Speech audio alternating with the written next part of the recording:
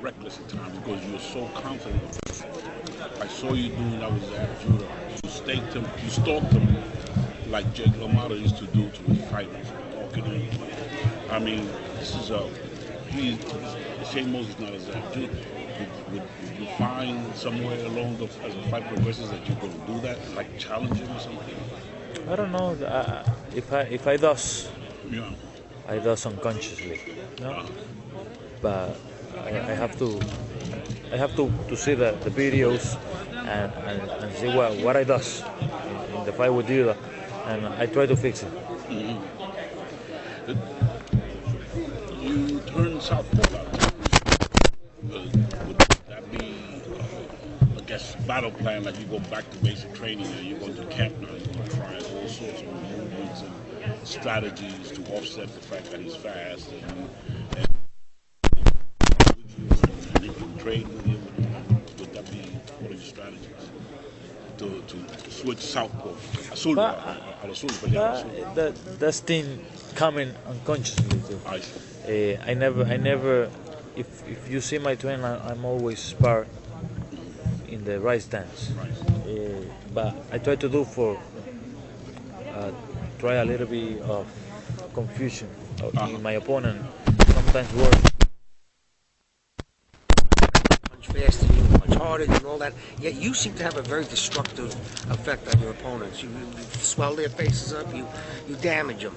What is it about your style that you think does that? What is the difference in your ability and somebody else's when that's concerned?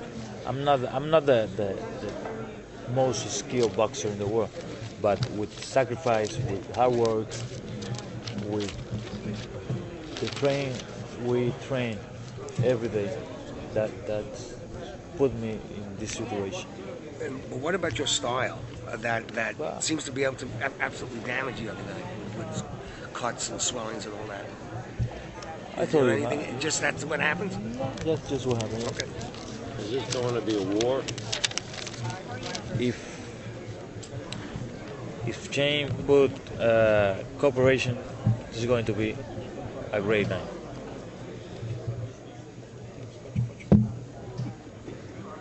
Talk to me about how thankful you are that Golden Boy and Top Rank were able to get together. Now you can face a guy like Sugar Shane when another guy might not be out there right now for you, and then maybe down the road you'll have a chance to face Oscar De La Hoya. I'm not involved in this kind of negotiating. They just come to me, show me the options.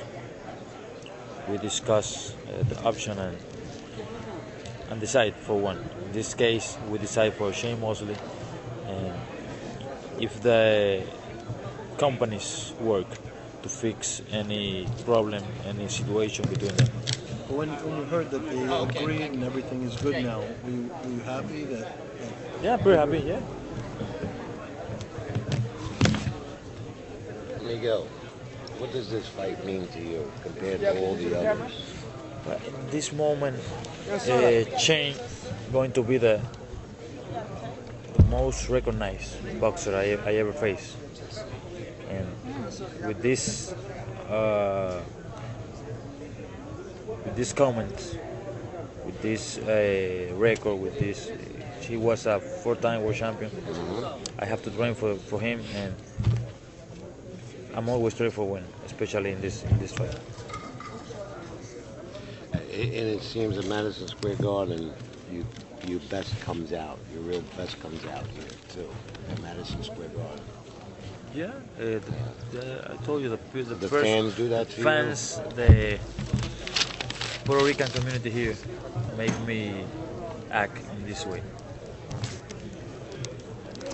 Champ, what's your favorite weight to fight at? Excuse me? What's your favorite weight? You know, junior welter was hard for you, 140. 147 is more regular for you, right? Yeah, of course, 147. You walk around like 154? 158, 160. What do you think your opponent's biggest weakness is, and how do you plan to take advantage of that? I'm just training for myself. I try to to stay in the best shape I can, and I never think in what my opponent have to bring to. Guy Mosley looks stronger than Zab Judah, but slower. Do you agree with that? I can tell you now because I can face him. He doesn't look as fast as Zab. Zab's like speed, and he's a southpaw. Is this easier for you, fighting a conventional fighter? But you have times, you know. We have 10, 11 weeks since today through train for each boxer. If you do it in the correct way, you don't going to have problem with any boxer. Do you feel a decisive win, such as the fight with Judah, makes you a superstar in the sport? Do you feel that you're already there? But I'm the same person than 6 years ago. I just train and pretend and win fights. The persons, the people, the press from boxing, if they tells that, I'm agree with that. Miguel, was this the opportunity that they only okay? They made you an offer to fight Shane Mosley. Would there have been an opportunity to unite the two titles, Paul Williams and yourself, instead of just fighting Shane Mosley to defend your title? I never chose the opponent. I'm here because the company showed me some options. Oh, okay. And we chose for. We know my group chose for the most convenient one in this moment. In the next opportunity, they're going to bring some option too, and if my team understand the best option is Paul Williams, we're going to face him. So one step at a time. Yeah. What's been the most challenging fight to date, and how do you think this fight will compare with that one? I don't know. I'm in this moment. I just think in Mosley fight. I can think in another opponents.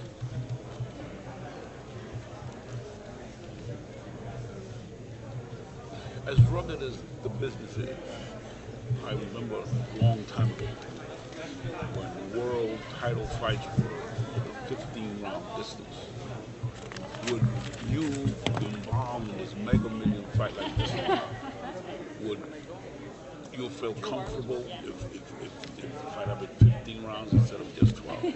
It's working over here. Sometimes, see, the reason, before you answer, the reason is that I'm from the old school of 15 rounds. Yeah, I think with a good preparation, with a good conditioning, you have to be ready for 15 rounds. There would be no problem if we had a 15 instead of 12.